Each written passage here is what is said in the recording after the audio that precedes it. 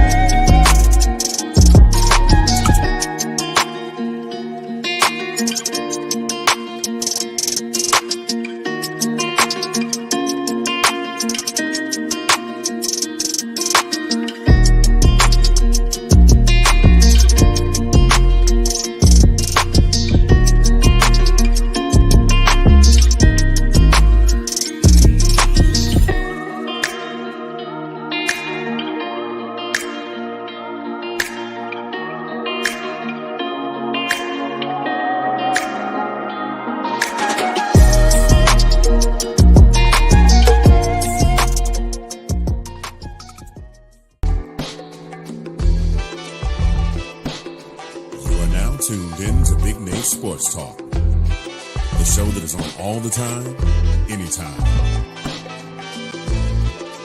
And now, ladies and gentlemen, the next big thing, the latest up-and-coming sports journalist, your host, Nathan Snell. Thank you, Mr. Anthony Handy. Hello, ladies and gentlemen. This is your host, Nathan Snell of Big Nate Sports Talk Podcast. This is episode 9, season 18. And in this episode, we're talking about the Maryland men's basketball team. We're recapping the loss to Minnesota, the win against Michigan, and we're also previewing the game against Illinois. This is also Sunday, the same day the Lady Terps playing. Maryland's on the road against Illinois. But before we get into that, there's a few things I want to say up front. You should already see episodes 5, 6, 7, 8 already up. This episode will go up as soon as it's done. And you'll just check out the previous announcement I made in the previous episode. So check that out. Please continue to support the channel. Please like, comment, subscribe. Thank you for the support you've given me in this YouTube channel. Let's just get right into it. Let's rewind. Last time you saw me, we talked about the loss against Purdue. And that was in the new year. Since then, a couple things have changed. You know, it's not uncommon for Maryland to be a good team in the Big Ten. I think they're capable of being a good team. I think they've shown flashes. I was expecting us to kind of regroup against Minnesota. And for the most part, I thought we did. Then came the second half. The second half just was key. I just felt as though, this is I'd say this is a learning opportunity for everybody. It does not matter the experience across the roster. I thought we were going to win the game because it's been our second up until Michigan. It would have been our second win in the Big Ten. I think it was much needed, but just, same mistakes as always. I thought the second half was key. They killed us in every way. I mean, 9 second half points. I mean, field goals. We didn't look good. We scored 7 points in the span of 8 minutes in the second half. The last 7 minutes of that game, we didn't even score a basket, that was something that completely just made no sense. I can't defend that. What do you want me to say to that? And for me, I thought that going into Minnesota, their biggest thing was shooting. They are a good shooting team. When you look at the stats, no matter whether they're inside or outside the arc, they will shoot the three. and they also rely on twos. And I just thought coming in this game, I thought we did pretty good. I mean, I look at it, for me, you're not going to win games when your offense is out of sync. I mean, we got to the free throw line 24 times, and I mean, again, outside of Julian, Jameer was the only one who he didn't look shell shocked. You know, I thought not having Julian on the floor, well, same, his nickname is Juju for me, but not having Julian on the floor, I thought that hurt. He was on the bench with 4 fouls, and when he went to the bench, that's when everything kind of just went haywire. And don't get me started with Caleb, because when he went out there, I think his plus minus was -18, from like, or 19. It's one of those, and then when he had no choice but to put Julian back out there, and he fouled out the last 22 seconds. 17 turnovers in the first half. They scored 12 points off 15, but there was a lot of points that were just left out there on the court. I felt like Minnesota, I think they capitalized on every second half basket. They had 15 bench points. Because same thing. I'm kind of looking at the same thing like as I recap with the women against Michigan State. This is not what I would have expected. You know, when you look at the box score, 8 Minnesota players in double figures. Once again, we just have Jameer Young, Dante Scott, Julian Reese, who had a combined 48 points out of 62. You're not going to win. I need some help. I really need some help from others. And you know, we went on a 14-0 run in the first half, 11-point lead, and we need the offense has just been key. I mean, we've just won now only one game in the last interconference matchups, and we're 1-5 so far going into the season. Up until that game, it's just disappointing. It's got to be better. Even in the first half, I'm not going to really give them much. I felt like both teams looked very lazy with the ball. Almost 12 turnovers in the first 10 minutes. Again, we turned the ball over 15 times, 5 of them which were, I believe, in the first 5 minutes. I just think we had Dante, playing point guard. It's common you're going to turn the ball over, but I don't think most of it was self-inflicting. Some of that was also in Minnesota as well. I think that for me, there's a lot of things you can clean up. I think Julian Reese had a great game, in my personal opinion. Even though he and Jameer and Dante did their thing, the foul trouble. From what he said against Coach Willard, what he said in the loss against Purdue, I understand according to what he says, he's number 1 in the scouting report. But I'm looking at it from this perspective. If you're not getting him easy shots, and you're also, I think at times he's playing out of position. For me, in his foul trouble in the second half early, that hurt. We were up at 9, but a little more, and then like 8 minutes later, we're down 2. And I don't know if we kept him in there or not. But on that fourth call, I just thought that was ticky tack, in my personal opinion. But I'm really looking for others. Others have got to step up, and that's just period. And I know that this team is not where it was last year. We beat Minnesota last year at home and on the road, and then again, Minnesota wasn't the greatest team last year.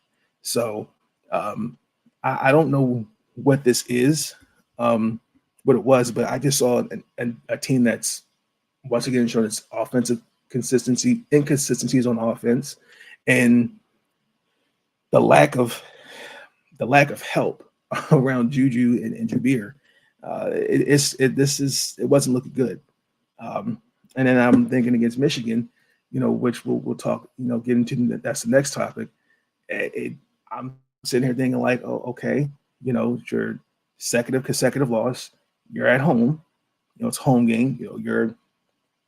I feel as though when you're at home, gives you extra confidence.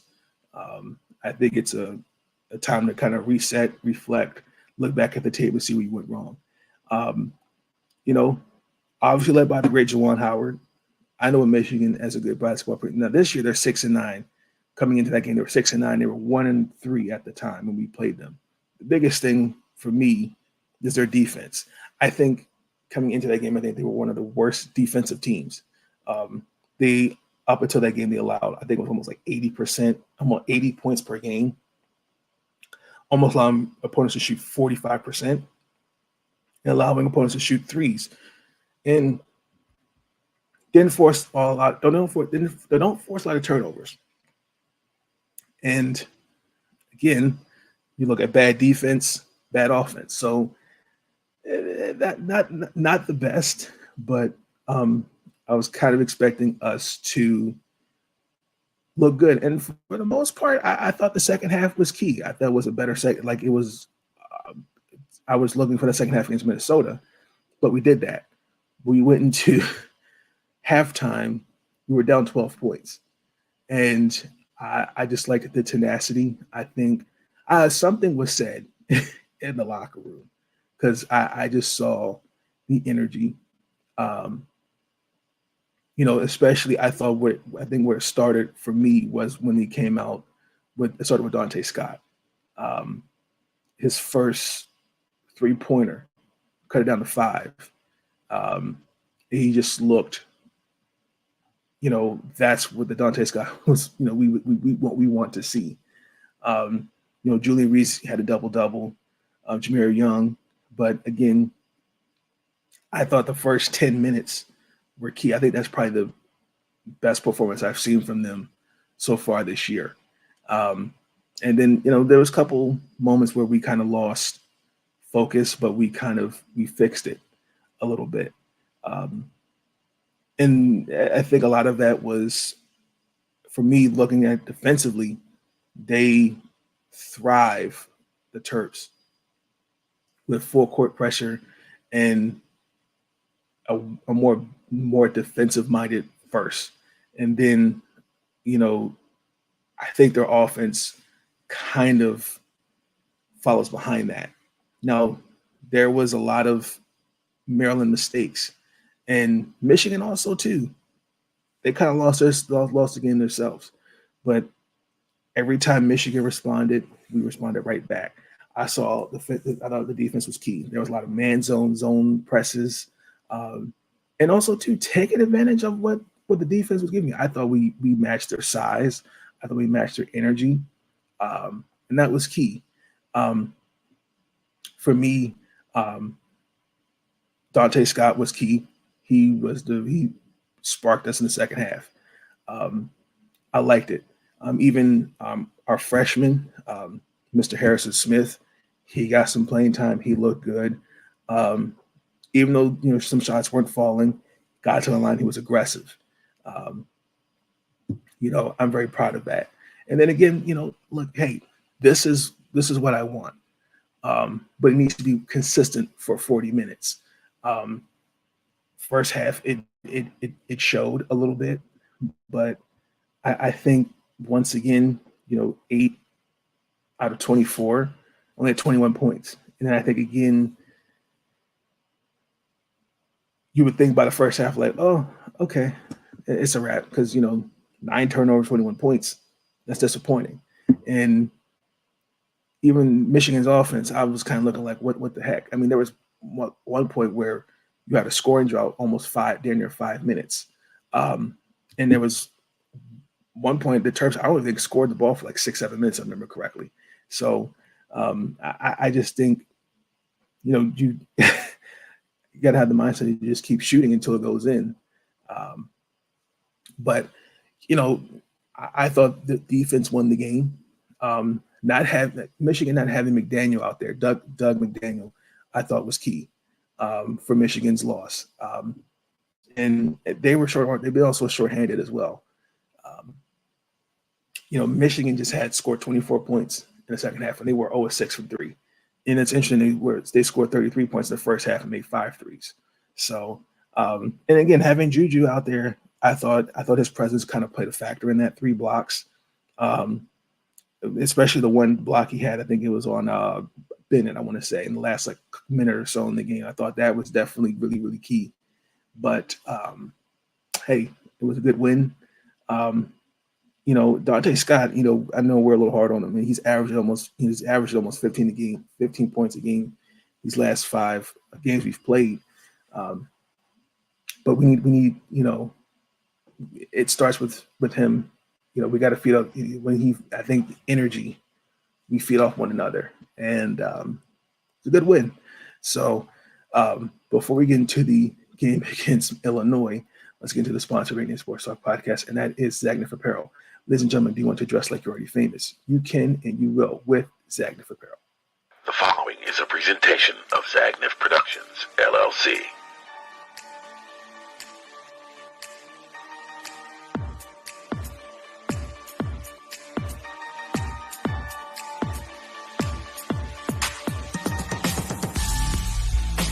Introducing Zagnif Apparel. Our comfortable line of leisure wear and athletic wear will have you comfortable and stylish at any occasion. Whether you're at the gym, out shopping, or just relaxing at home. Whether you're an athlete or just want to lay around the house, we've got the perfect outfit for you. Stop by our website today and pick up your favorite pieces.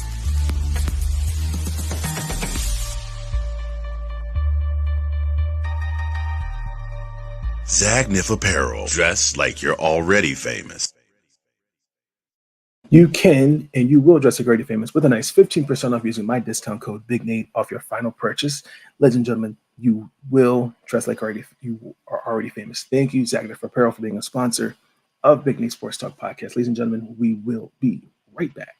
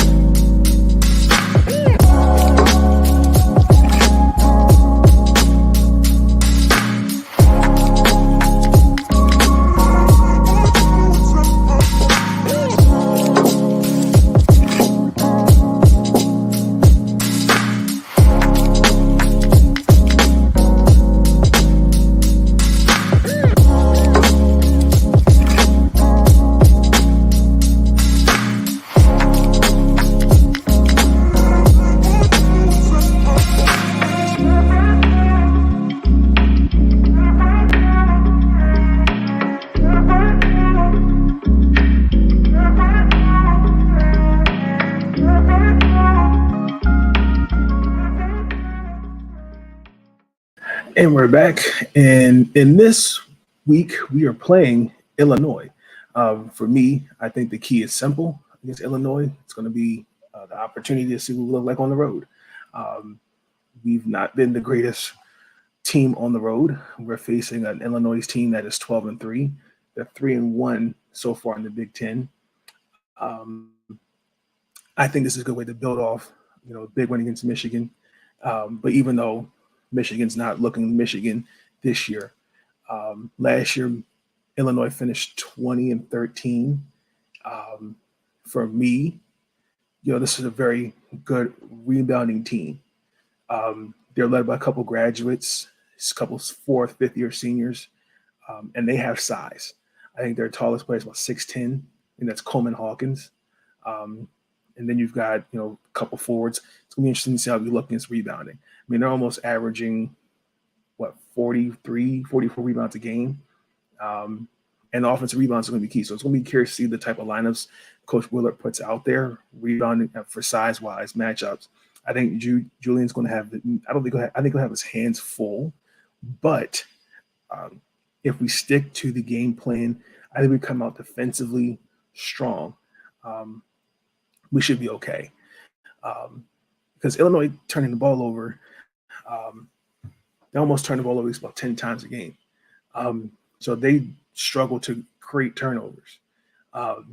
Defensively, though, I think they're still a good team because they keep their opponents under 70. So I'm curious to see how we'll look. I think the first half is key. You can't have one good half and then a second and then a poor half. You got to be consistent for 40 minutes. So I'm curious to see how we'll look. Outside of Dante Scott, Jameer, and Juju, I'm looking for others to step up. There's got to be something. You got to give me something. And, that's coming off the bench. I think that we need to – this is I won't say a must-win game, but we need to start getting some wins against some conference opponents because if you're going to make a case for March Madness, this is, now's the time. And it's going to be interesting. I'm curious to see how we look on the rebounding. Rebounding will be key in this game, especially not allowing second chance points. I say we got to keep them below at least minimum 15 second chance points. We got to create turnovers. And again, I think patient offense, even though, I know Jameer and Juju and Dante are going to go get theirs, we got to get others involved early. So come out aggressive, get them in foul trouble early as well. And we got to also stay out of foul trouble. So it's definitely going to be an interesting matchup for us. But I think Illinois will win by 7. I'm going to put a guarantee on that. Guarantee! I just think Illinois is a little bit more experienced. I think they've got the squad. I think the size, will bother us. And again, just how we looked on the road this season, I don't know. So I hope I'm proven wrong. The game is 2:00 Sunday, so we'll see how it looks. But those are my keys in the game against Illinois this upcoming Sunday. So let's get into one final thought.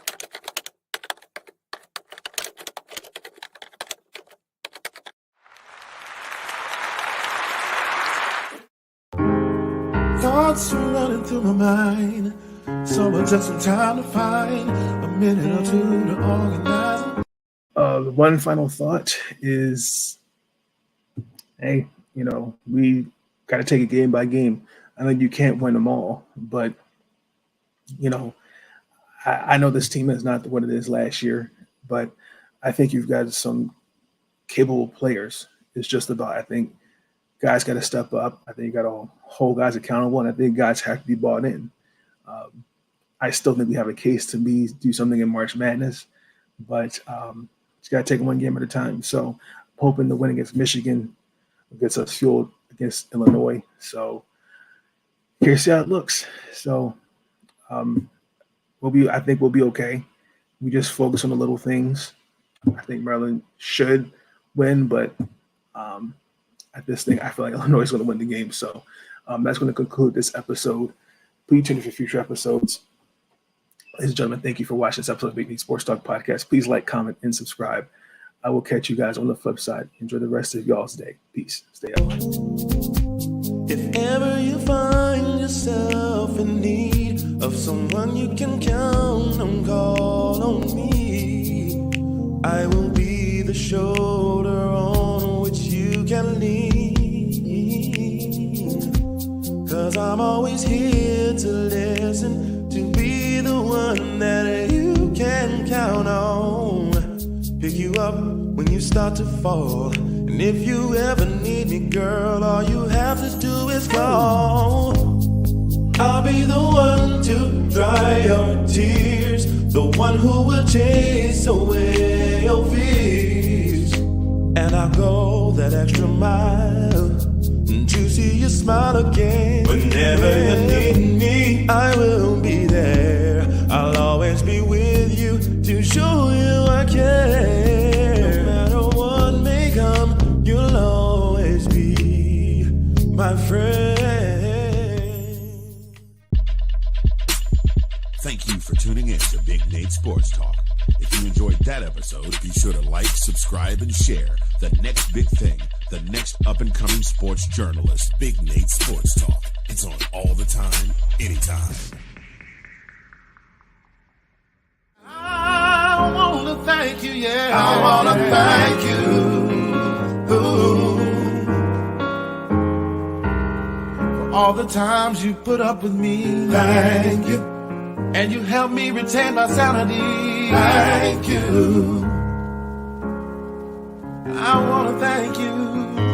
And I want to thank you. All I want to do is say thank you for everything.